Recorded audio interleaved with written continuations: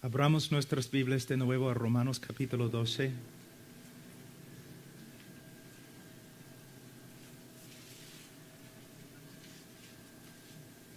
Romanos capítulo 12, versículo 1.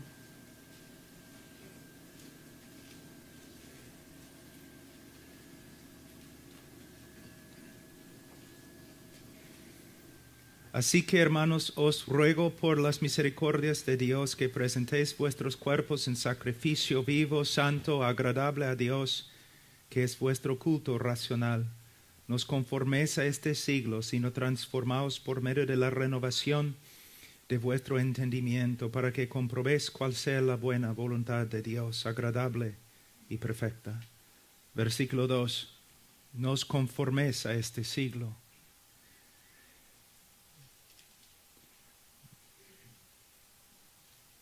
Un hombre está en peligro cuando no se da cuenta que está en peligro.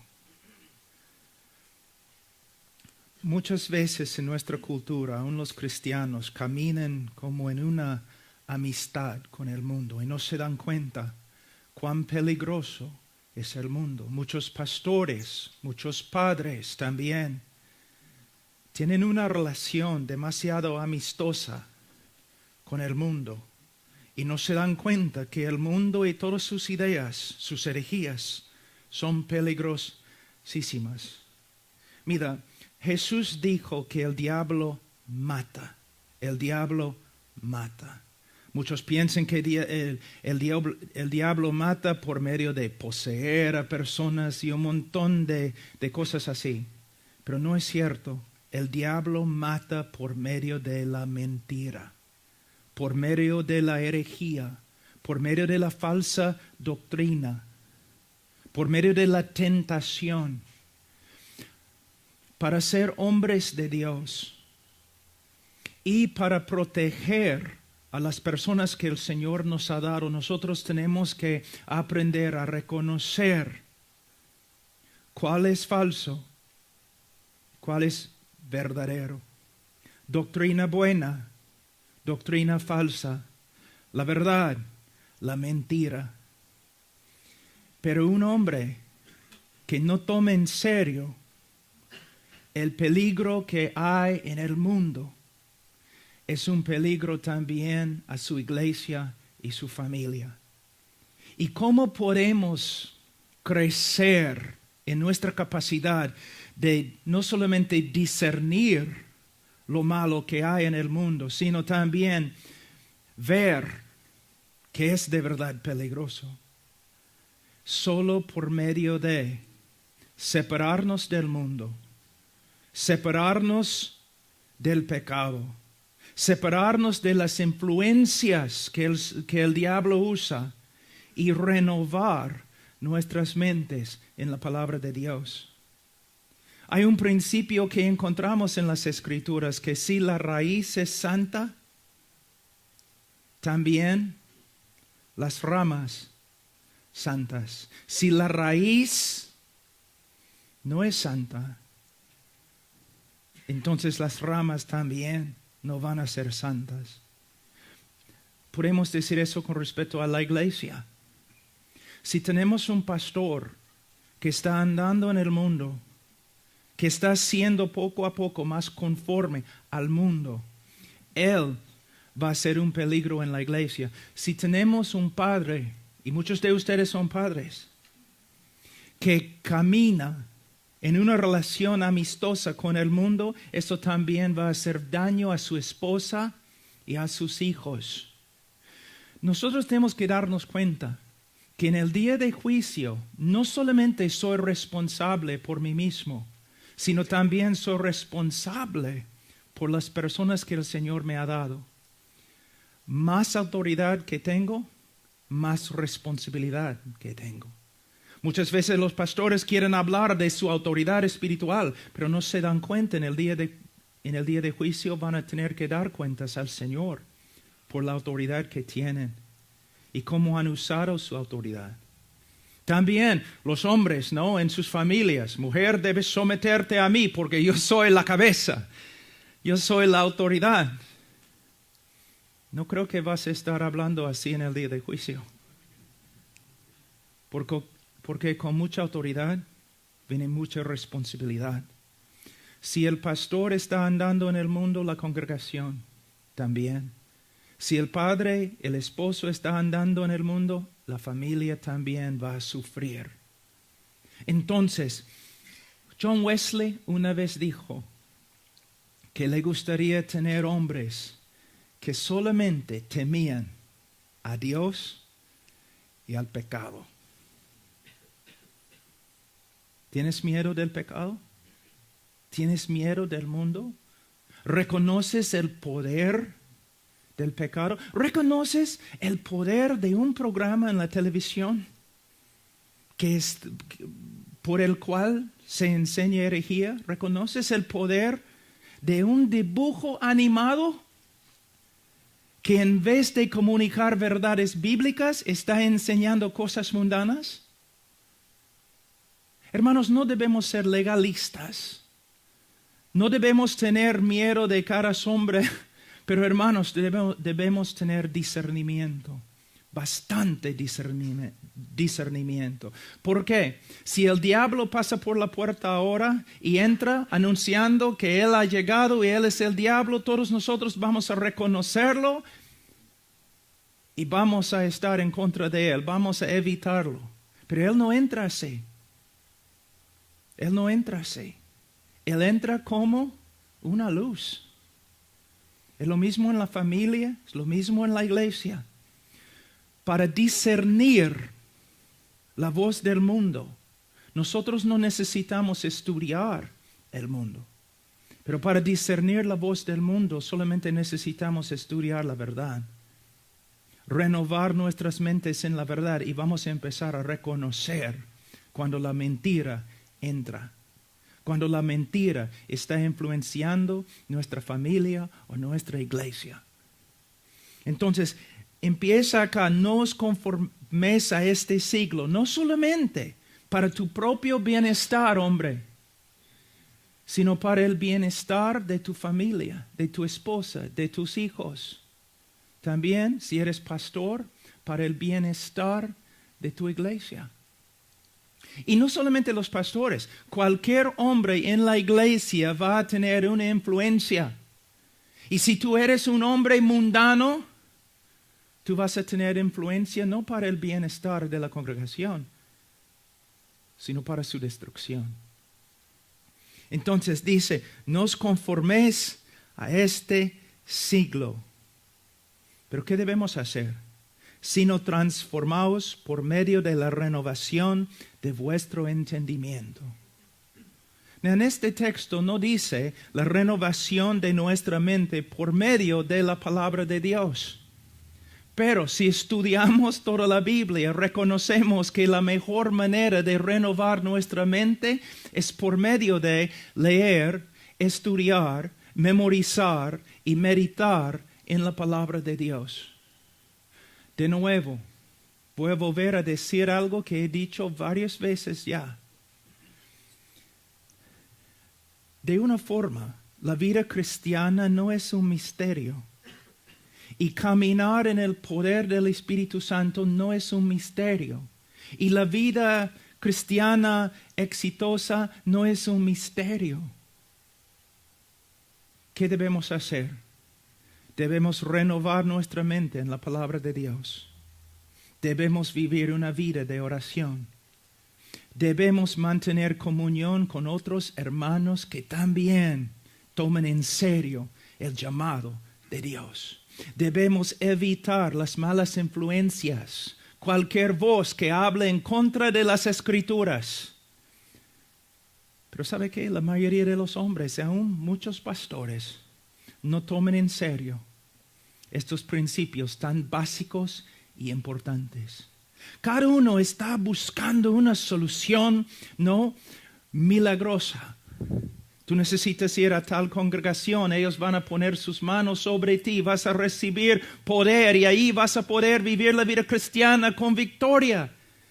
Siempre queremos algo instantáneo, en vez de vivir una vida disciplinada haciendo lo que el Señor nos ha mandado. Debemos renovar nuestra mente. ¿Cómo? Primeramente vamos a hablar un ratito de la palabra de Dios. Pastor, una pregunta. Por supuesto, no tienes que contestar en voz alta, pero de verdad necesitas contestar la pregunta. Eres pastor. Si vas a seguir en los pasos de los apóstoles, tú vas a reconocer que tu ministerio principal es la palabra de Dios y oración. Pastor, ¿cuánto tiempo estás renovando tu mente en la palabra de Dios? ¿Cuánto tiempo?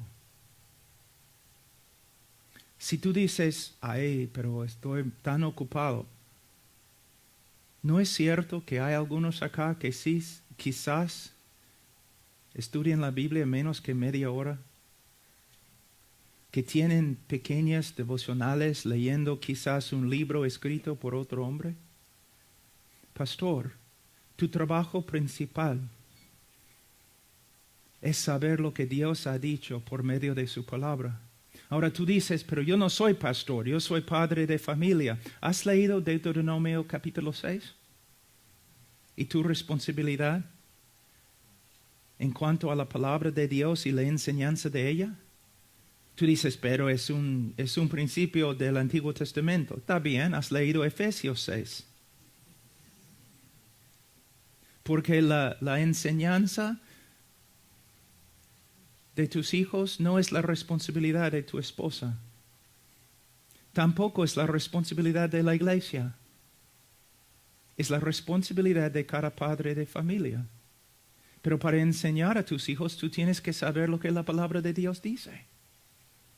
Ahora, un ratito solamente para ver una ilustración de un hombre que tome en serio la palabra de Dios. Vamos a Salmos, capítulo 1.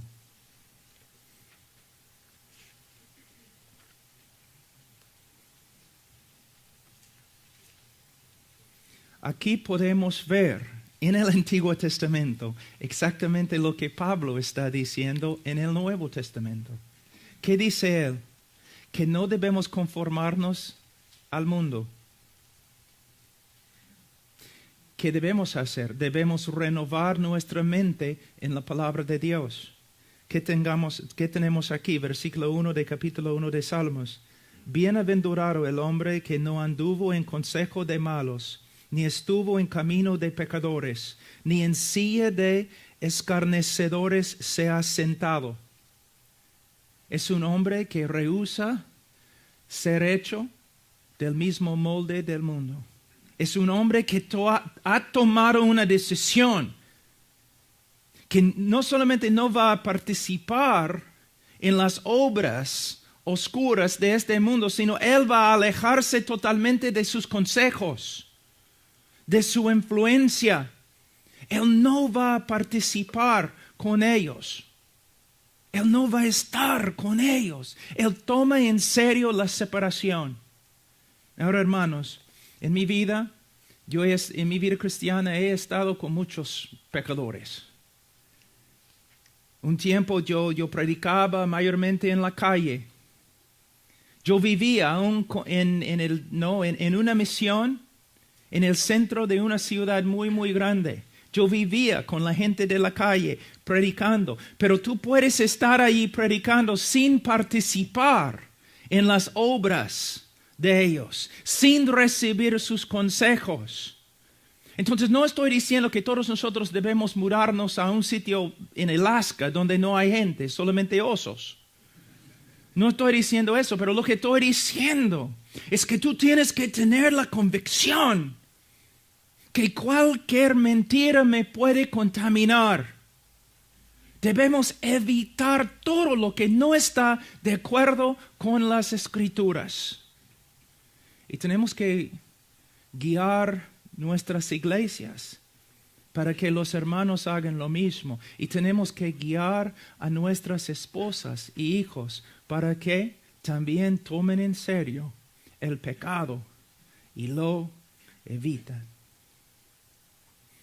Bienaventurado. Hermano, escudriña tu vida un ratito.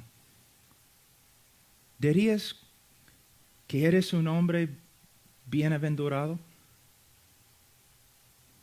Tu vida, aunque haya sufrimiento, aunque hay pruebas, puedes decir que se nota que tu vida es una vida bendecida por Dios. Yo veo tantos hermanos en la iglesia que no solamente no se ve la bendición en su vida, sino que ellos mismos dicen que no hay bendición en su vida. Pero cuando les hablo y les pregunto cuánto tiempo estás leyendo, estudiando, meditando, aplicando la palabra de Dios en tu vida, ellos dicen 0. Muchos pastores dicen, caramba, en mi iglesia no hay bendición. Personas no están convirtiéndose. Personas no están creciendo. Pastores, aunque lo neguemos, tenemos que reconocer, la iglesia va como los líderes van. La iglesia anda conforme a cómo los líderes andan. El hecho que tú prediques cada domingo no demuestra a nadie que eres un hombre de la palabra. También tu vida, y no solamente en la iglesia, sino también en la familia. Personas pueden ver a través de ti que renovar la mente en la palabra de Dios trae bendición. Eres un ejemplo de la bendición que la palabra de Dios trae a los que renuevan su mente en ella. Y no estoy hablando como muchos falsos profetas en la televisión. Cuando yo hablo de bendición y prosperidad, ni estoy pensando en un Mercedes-Benz. Estoy pensando en algo mucho más alto. La presencia de Dios, conformidad a Cristo y la paz que el Espíritu Santo da a una persona que anda con el Señor. Hermanos, todo empieza con la palabra de Dios. Ahora, dice, bienaventurado el varón que no anduvo en consejo de malos, ni estuvo en camino de pecadores, ni en silla de escarnecedores se ha sentado. No tiene nada que ver con las ideas del mundo. Versículo 3, o versículo 2. Sino que en la ley de Jehová está su delicia, y en su ley medita de día y de noche. Medita. Si medita en la ley, es porque también ha memorizado la ley. Y si ha memorizado la ley, es porque también ha estudiado, leído y ha estudiado la ley. ¿Puedes ver la relación que el hombre bienaventurado tiene con la ley de Dios, con la palabra de Dios? También podemos ver esto en las epístolas de Pablo, en Colosenses y Efesios. ¿No es interesante que cuando Pablo habla de la llenura del Espíritu Santo, él describe algunos resultados y los resultados son casi los mismos como en Colosenses, donde él demuestra el beneficio de meditar en la palabra de Dios, de tener la palabra de Dios, la palabra de Cristo en el corazón? No me hables. Mira, yo hablo bastante de la llenura del Espíritu Santo. Yo veo la necesidad de la llenura del Espíritu Santo, pero no me hables acerca de la llenura del Espíritu Santo sin hablarme de la palabra de Dios.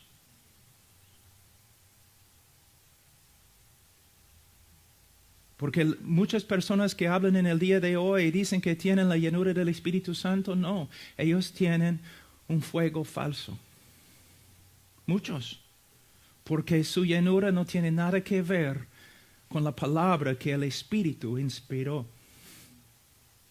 Y si menosprecias la palabra, menosprecias al Espíritu Santo que escribió la palabra. Les voy a contar una historia. Una vez una iglesia me invitó a predicar, ¿no? Entonces yo llegué y yo senté atrás esperando. Iban a llamarme para que yo predicara. Pero pasamos como 2 horas, personas, ¿no?, dando testimonios de visiones que habían visto, de milagros que habían sucedido esa semana. Una persona decía que salió del baño y él vio la palabra de la Biblia flotando en el aire en su cuarto de estar, un montón de cosas. Yo pensaba, ay, ¿en qué me he metido? Y yo estaba sentado ahí escuchando, caramba, estas personas son tan espirituales, han visto tantas cosas. Entonces subí al púlpito y yo dije, vamos a estudiar en 2 Timoteo capítulo 2, versículo 2. Y los líderes estaban, ¿no?, en las primeras bancas. Y algunos de ellos empezaron a buscar en el índice de su Biblia dónde estaba 2 Timoteo. Entonces yo mirando así, yo dije, Entonces yo dije a la congregación, hermanos, soy más o menos bautista, pero voy a profetizar. Cerré mis ojos y empecé a profetizar. Yo les dije, en los últimos 2 horas, ustedes han hablado de visiones, de ángeles, de Biblias flotando, y de verdad, ustedes no han visto nada. Son como niños viendo caras en las nubes, pero no han visto nada de Dios. ¿Por qué? Porque mira cómo ustedes menosprecian la palabra de Dios. Ni sus líderes pueden encontrar 2 Timoteo. Si ustedes no van a apreciar la revelación que el Señor ya te ha dado, ¿por qué te va a dar más revelación? Todos en el día de hoy están buscando visiones y un montón de cosas supuestamente milagrosas simplemente porque son hombres carnales que no saben cómo decir no a la carne y sí al Espíritu Santo y estudiar la Biblia y estudiar la palabra de Dios. No quiero ser ofensivo, pero quiero hablar la verdad. Y por medio de estas revelaciones, personas no están andando en santidad, están andando en carnalidad. Para ser hombres santos, para ser hombres bienaventurados, ¿qué necesitamos hacer? Lo que la Biblia dice. ¿Y qué dice? Versículo 2, sino que en la ley de Jehová está su delicia, y en su ley medita de día y de noche. De día y de noche en hebreo significa de día y de noche. ¿Qué significa cuando hay luz y cuando no hay luz? ¿Qué significa en el día y en la noche? Solamente para que sepan, para que no se confundan. ¿Qué significa siempre? Siempre. Siempre. Ahora, algo muy importante, y de verdad he venido acá, es como 5 días, he aprendido bastante de los alumnos, porque anoche yo estuve hablando con el hermano Rubén y él estaba enseñándome algunas cosas que el Señor le había enseñado, y algo muy, muy hermoso, que aquí en versículo 2 y en toda la Escritura, dice, sino que en la ley de Jehová está su delicia. Debemos pensar un ratito, cuando David dice la ley de Jehová, ¿no? Hay varias leyes como, ¿no? No debes matar. ¿Cómo puede una ley así ser una delicia? ¿No? O hay ciertos animales que no debes comer. David estaba allí pensando, ay caramba, qué maravilla. Hay algunos animales que no debo comer. Y no debo matar. ¡Wow! Entonces, ¿cómo puede uno deleitarse en toda la ley de Dios. No es necesario, aunque cada ley demuestra la sabiduría de Dios, y una persona que obedece la ley será una persona sabia. Pero se puede deleitar en la ley de Dios, porque la ley revela quién es Dios, la naturaleza de Dios. Por ejemplo, Dios dice, no matarás. ¿Cómo puedo alegrarme, gozarme en este mandamiento? Demuestra que Dios es justo. Un Dios totalmente confiable. Un Dios que nunca me va a traicionar. Entonces, cada ley, cada cosa que encontramos en las Escrituras es una revelación de quién es Dios. Ustedes recuerdan lo que Jesús dijo a los fariseos. Ustedes siempre están escudriñando las Escrituras, pensando que simplemente en las Escrituras, en los principios y las leyes y todos, ustedes van a tener vida. Pero estas leyes, estas Escrituras testifican de mí. El propósito de todo lo que se encuentra en la Biblia es para llevarnos a Dios y revelarnos a Dios. Ese es el propósito. Ahora, el Evangelio de la prosperidad que se predica tanto en los Estados Unidos en el día de hoy y también ahora ha sido exportado a todo el mundo, contaminando a todo el mundo. Yo odio el Evangelio de la prosperidad. Y esos predicadores que predican la prosperidad, estoy en contra de ellos totalmente. Porque mira, ellos y sus seguidores no están escudriñando las Escrituras para ver la gloria de Dios en la cara de Cristo. Están escudriñando las Escrituras para encontrar principios para mejorar sus vidas. Y están demostrando que en su corazón no desean a Dios. Desean las cosas de este mundo. Hablan más de carros y casas y sanidad.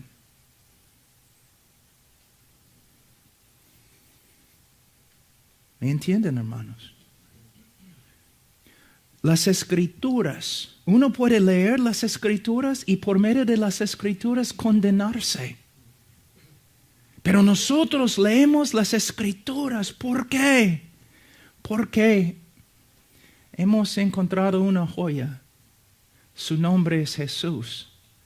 Y queremos verlo más y más y más y más. Un hombre que siempre anda pensando en las cosas de este mundo, él piensa así porque él es del mundo. Pero una persona con un corazón regenerado no le importan estas cosas. No porque es un santito que sabe cómo negarse de todo, no. Es porque él ha visto un tesoro mucho más grande, la persona de Jesucristo.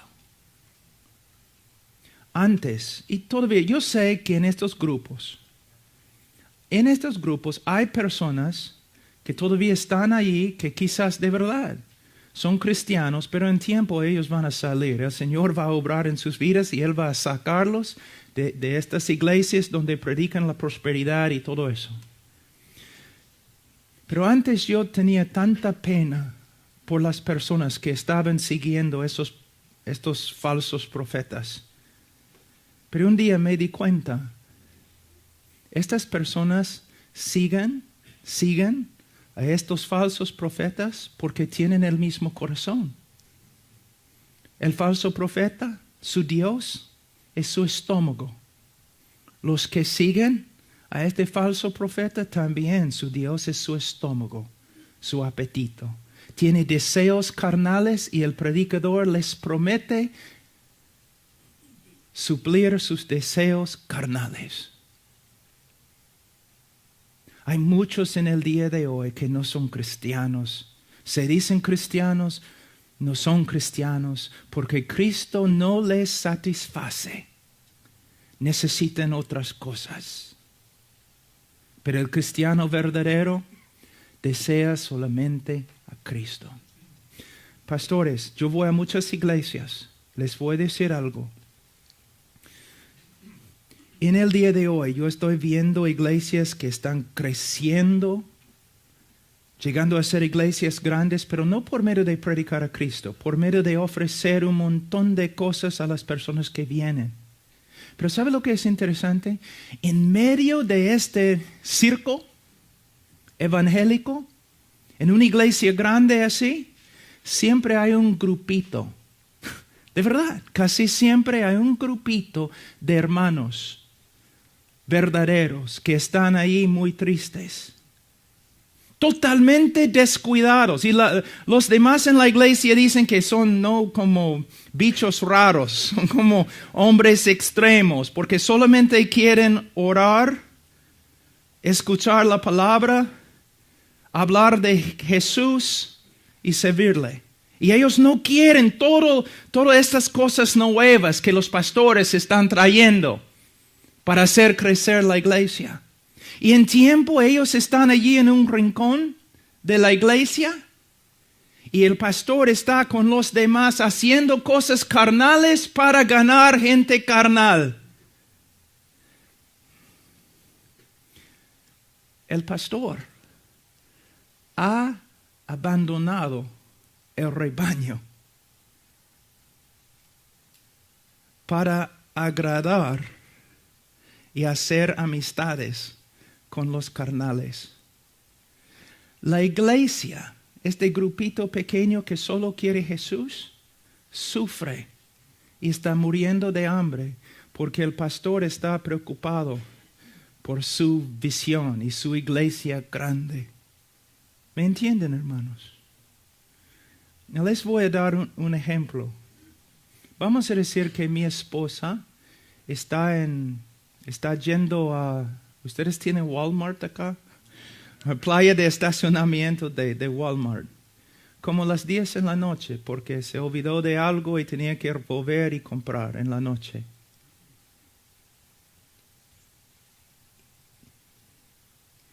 Y 3 hombres atacan a mi esposa. 3 hombres atacan a mi esposa. Y tú estás caminando por acá. Y tú ves lo que está pasando, pero tú no haces nada. Quizás por causa de la autopreservación, por causa de temor, tú no haces nada. Cuando yo me entero de lo que ha pasado, yo voy a buscar a estos 3 hombres. De verdad. Pero luego, después de encontrar a estos hombres, yo te voy a buscar. Porque en vez de proteger mi esposa, tú corriste. Yo te digo, en el día de juicio, muchos pastores, va a ser horrible. Porque en vez de defender la esposa de Cristo, ellos corrían. En vez de dar su tiempo pastoreando un rebaño de personas que solamente querían a Jesús, ellos estaban por acá dando alimentos carnales a hombres carnales para hacer crecer su iglesia. ¿Me entienden, hermanos? Por eso es tan importante que nosotros nos centremos en la palabra de Dios y la palabra de Dios sea nuestra delicia. Y que nosotros estudiamos la palabra de Dios no para encontrar principios para que tú puedas tener tu mejor vida ahora. No. Yo quiero ver a Él. Yo quiero ver a Él. Y Él está en cada página, en cada versículo, en cada palabra, en cada letra. Él está. No me hables de otras cosas. Yo amo la ley de Jehová, pero amo la ley de Jehová porque me muestra Jehová. A veces personas se han acercado a mí y me han dicho, Pablo, yo doy gracias al Señor que te he conocido y tu ministerio. Le doy gracias al Señor que he conocido tu ministerio, porque a través de ti conocí a John MacArthur. O John Piper, Carlos Spurgeon. Y yo, mi cara, está bien, hermano. Mira, la palabra de Dios tiene un propósito: mostrarnos a Dios. Y Él es el tesoro más grande. Vamos un ratito a ver un poco más en Salmos. Será como árbol plantado junto a corrientes de aguas. Y Él será así si está en el púlpito o si está en el hospital. Él será así si está rodeado por hermanos que le aman. Y Él será así si está en una cárcel rodeado por sus enemigos. No depende de las circunstancias, porque hay algo más fuerte en Él que las circunstancias. La palabra de Dios y la obra del Espíritu Santo, obrando con la palabra para fortalecer su vida y para asegurar que sea un hombre bienaventurado. Y dice, será como árbol plantado junto a corrientes de aguas que da su fruto en su tiempo. Y su hoja no cae, y todo lo que hace prosperará. Hay algo muy bonito acá para los maestros de la prosperidad, porque ellos usan este texto bastante, ¿no es cierto? Tengo una pregunta. ¿Los árboles fructíferos comen su propio fruto? No. Ahí es el problema con el movimiento de prosperidad. Ellos quieren llevar fruto para comer su propio fruto. Árboles no son así. Tú ves un árbol ahí en el campo comiendo su fruto, tú debes correr. Un hombre fructífero es una bendición a todos los que están alrededor de él. Podemos ver eso. Mira, Abraham, un hombre fructífero, sí. ¿Sabe qué? De una forma Lot, el Señor bendecía a Lot por causa de ¿quién? Abraham. Hay predicadores a través de la historia de la iglesia que han sido una bendición para todos. Murieron en pobreza. Pablo, sin cabeza, murió. Pero hasta el día de hoy, un árbol fructífero. Nosotros debemos ser hombres fructíferos. Y aquí es algo muy importante, no solamente con respecto a la prosperidad, sino también con respecto a lo espiritual, el fruto espiritual. Y hermanos, ya he hablado de eso, voy a hablar de nuevo. Hermanos,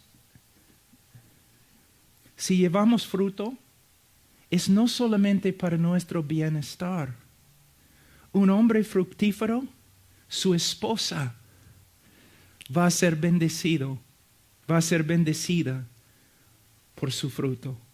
Sus hijos, ¿cuántos textos hay en la Biblia que habla de la bendición de los hijos cuando su padre anda conforme a la palabra de Dios?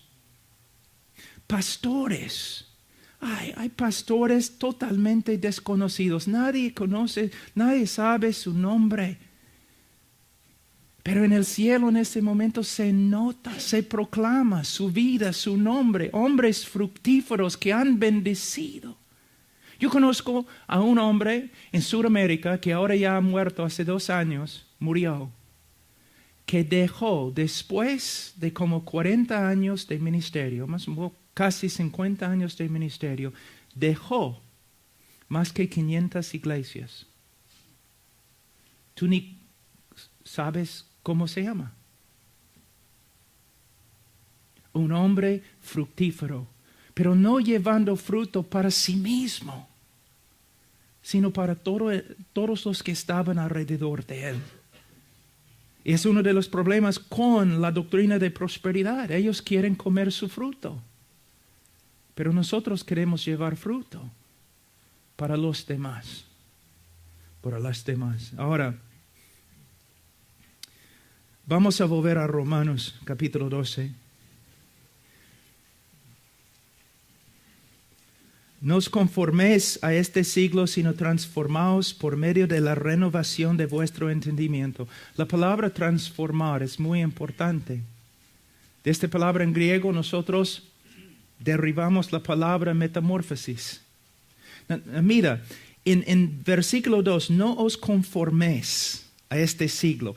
El mundo está tratando de formar nuestras vidas. Es algo mecánico, poniendo algo sobre nosotros para que nos conformemos al molde. Es algo mecánico. La vida cristiana no es algo mecánico, porque el cristiano es un organismo. El cristiano y el cristianismo es algo que vive. Y nosotros nos transformamos no por medio de tratar de disciplinarnos en la carne. Nosotros somos transformados orgánicamente por la vida de Jesús. Por el Jesús que vive dentro de nosotros. No tengo tiempo, pero Juan capítulo 15. Él es la vid. Mira, a veces yo creo que nosotros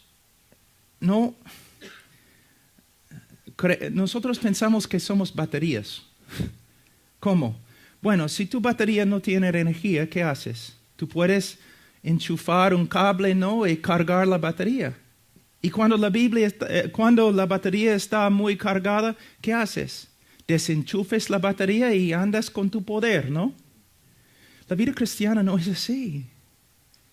Muchos piensan, ya voy a tener mi tiempo devocional de 10 minutos y voy a cargar mis baterías y luego voy a andar sin Cristo todo el día. Hermanos, más común que lo que pensamos. Mira, una vid y un pámpano. Si tú ves que esta rama, este pámpano, no está conectado a la vid, tú sabes que está muerta. Está muerto. No va a llevar fruto. Nosotros somos así. No es que debemos tener nuestro tiempo devocional, 15 minutos, y luego andamos todo el día sin Cristo. Nosotros necesitamos cultivar una relación continua con Él, una relación viva. La razón por la cual debemos pasar tiempo con el Señor es para que todo el día estemos pensando en Él. Necesitamos aprender cómo cultivar la presencia del Señor, cómo orar sin cesar, pero solamente podemos cultivar una disciplina por medio de orar en tiempos definidos cada día. A veces cuando hablo con los pastores son muy... ellos saben cómo hablar para evitar la pregunta. Yo, pastor, ¿cuánto tiempo oras? Bueno, yo personalmente, yo no tengo un tiempo de oración. simplemente oro todo el día. Y yo digo, no es verdad. No es verdad. Tú no lo haces.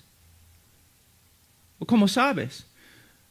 Porque la capacidad de caminar con el Señor todo el día y orar sin cesar, esta capacidad se desarrolla en tiempo privado con el Señor, en un tiempo definido. Aprendemos cómo orar sin cesar por medio de tiempos fijos de oración. Hermanos, es verdad. Es verdad, hermanos. Todos dicen que Spurgeon era quizás el mejor predicador desde los apóstoles. Bueno, es uno de ellos, es cierto. Y sabe que un día, cuando todos los hombres que han escrito las biografías de Spurgeon lleguen al cielo, yo creo que Spurgeon les va a dar duro. Porque mayormente en las biografías, ¿sabe lo que yo he escuchado? Spurgeon era el predicador, el más grande predicador del cristianismo moderno, porque tenía una memoria fotográfica, porque era un hombre tan inteligente. Hermano, Spurgeon era un hombre de oración. Spurgeon dijo, yo tengo la cita, Spurgeon dijo, sería mejor para él enseñar solamente a un hombre cómo orar que enseñar 10 hombres cómo predicar. Él puede decir eso. ¿Por qué? Porque él creía en la indispensabilidad de la predicación y el estudio.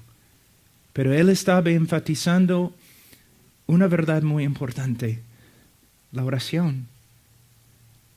A.M. Bounds, él oró de 4 en la mañana a 8 en la mañana, los muchos años de su ministerio. Jorge Müller, el apóstol Pablo, o si queremos, podemos ir al libro de Lucas y podemos ver la vida de oración de nuestro Señor Jesucristo. Muchos dicen que si pudieran escoger un momento en la vida de Jesús para ver, ¿no? Ellos dicen, yo escogería ver a Jesús predicando el sermón del monte o sanando a los enfermos. Si yo pudiera ver, si yo pudiera estar presente para ver algo en la vida de Jesús, me gustaría estar con Él cuando estaba orando. Wow. ¿Sabe qué? ¿No es interesante que ningún discípulo llegó a Jesús preguntando, enséñame a predicar? Ninguno dijo, enséñame a echar fuera demonios. Ninguno dijo, enséñame cómo caminar sobre el agua. Ninguno dijo, enséñame cómo resucitar a los muertos. Pero los discípulos se acercaron a él y le pidieron, enséñanos a orar. Pastor, tengo una pregunta.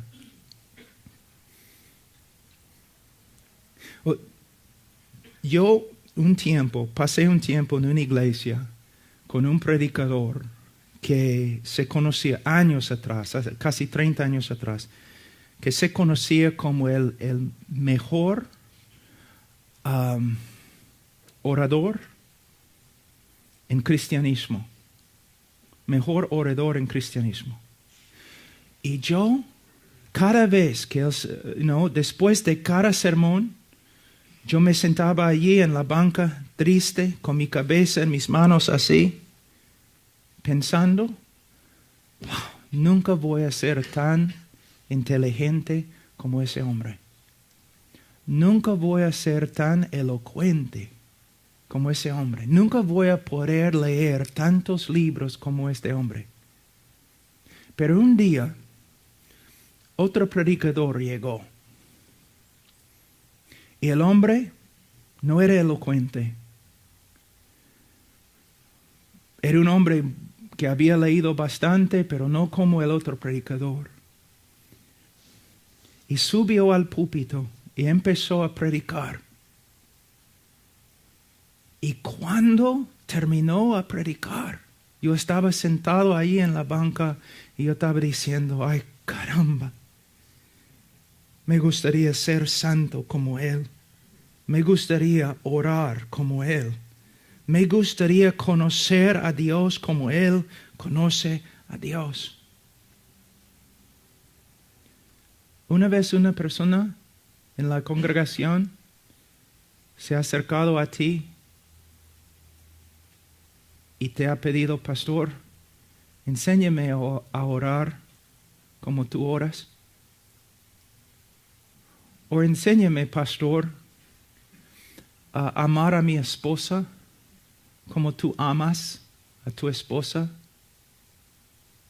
Enséñame, pastor, cómo andar en tanta paciencia como tú andas. ¿Ves? Una vida transformada. Leonard Ravenhill siempre decía, todo el mundo está buscando una nueva definición de cristianismo. Lo que el mundo necesita es una demostración antigua y bíblica de cristianismo. Hombres transformados. Ahora, hemos hablado un poco acerca de la palabra de Dios, pero quisiera un ratito ir a Efesios. Y especialmente para algunos alumnos quizás que están acá. Capítulo 1.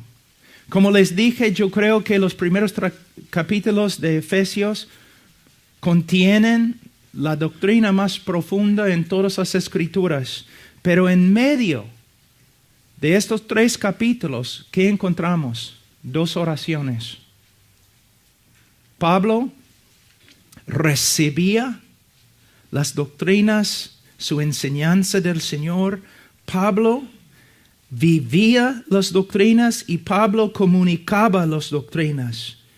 Pero no solamente eso, sino versículo 15 de capítulo 1. Por esta causa también yo, habiendo oído de vuestra fe en el Señor Jesús, de vuestro amor para con todos los santos, no ceso de dar gracias por vosotros, haciendo memoria de vosotros en mis oraciones, para que el Dios de nuestro Señor Jesucristo, el Padre de gloria, os dé espíritu de sabiduría y de revelación en el conocimiento de Él, alumbrando los ojos de vuestro entendimiento, para que sepáis cuál es la esperanza a que Él os ha llamado y cuáles las riquezas de la gloria de su herencia en los santos y cuál la supereminente grandeza de su poder para con nosotros los que creemos según la operación del poder de su fuerza. Entonces, ¿qué podemos ver? Pablo no solamente enseñaba correctamente, Pablo oraba por los que estaban recibiendo sus enseñanzas, sabiendo que sin la obra del Espíritu Santo, nadie va a entender como debe entender. Hay muchos jóvenes que ellos aprenden cómo hacer la hermenéutica y lo hacen mejor que yo.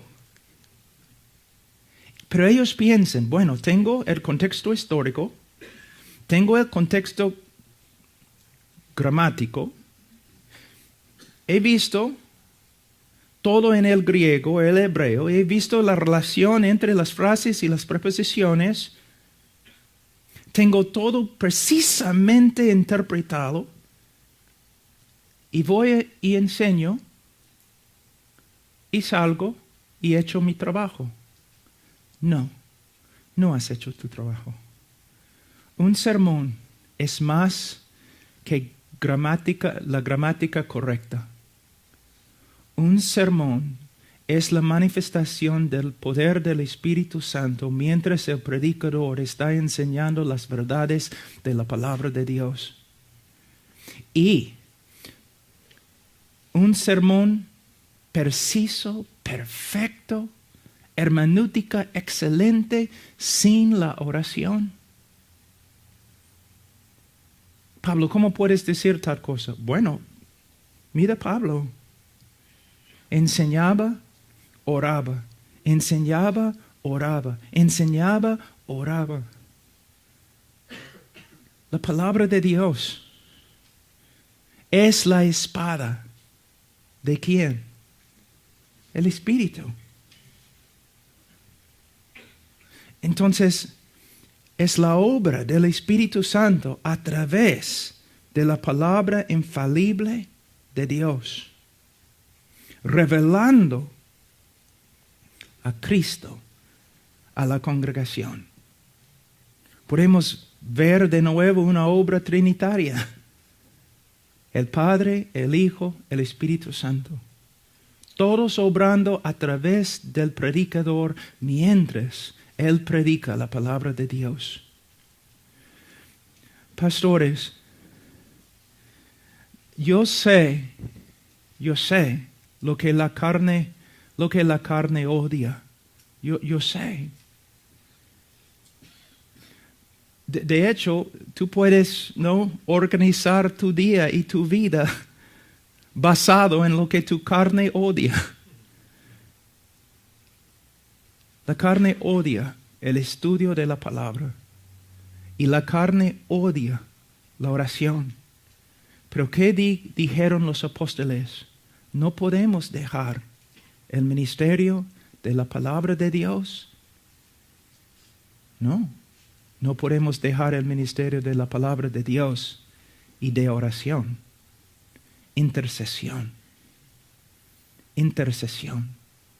Y un hombre que tiene el don de predicar y sabe hacer la hermenéutica perfectamente, pero no ora, también está en peligro de llegar a ser un hombre muy orgulloso. Y en tiempo, un hombre muy inútil.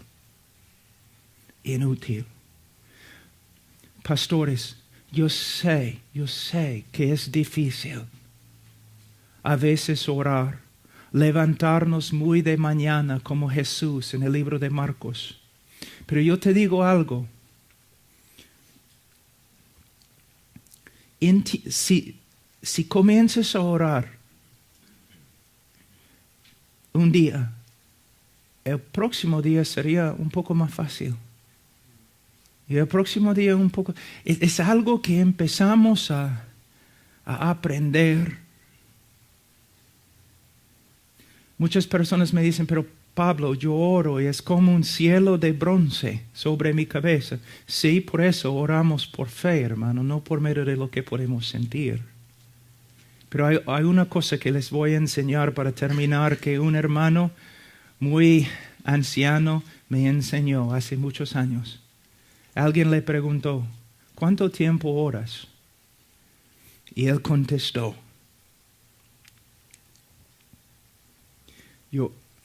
Señor, ayúdame a traducir esto en español. Yo oro hasta que pueda orar. Y luego oro hasta que he orado. La oración es una lucha. A veces nos ponemos de rodillas y es difícil. Pero seguimos con tenacidad. Porque sabemos que es necesario entrar en su presencia. Es necesario entrar allí. Es necesario luchar, pelear, hasta que sepamos que de verdad estamos orando. Y que Él de verdad está escuchando. Hombres de oración.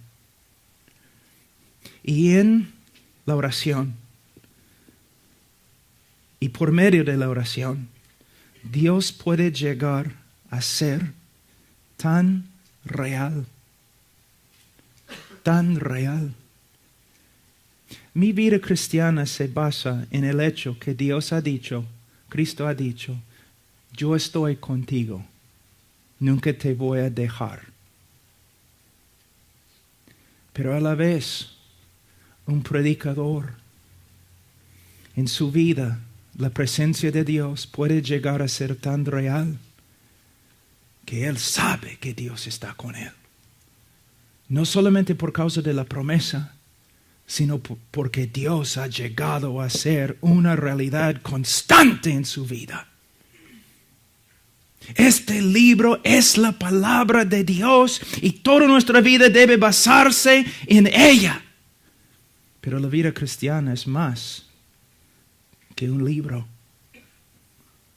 Es la presencia, la vida y el poder de Dios, de un Dios que todavía vive y actúa poderosamente en su pueblo y en su predicador. Hermanos, tienen que cultivar su relación con Él. Y esta relación y todos tus pensamientos y tus actos tienen que basarse en este libro. Estas verdades escritas por el Espíritu Santo. Pero a la vez, ustedes tienen que pasar tiempo de rodillas ante Él hasta que su realidad llegue a ser la realidad más grande en tu vida. Dios les bendiga.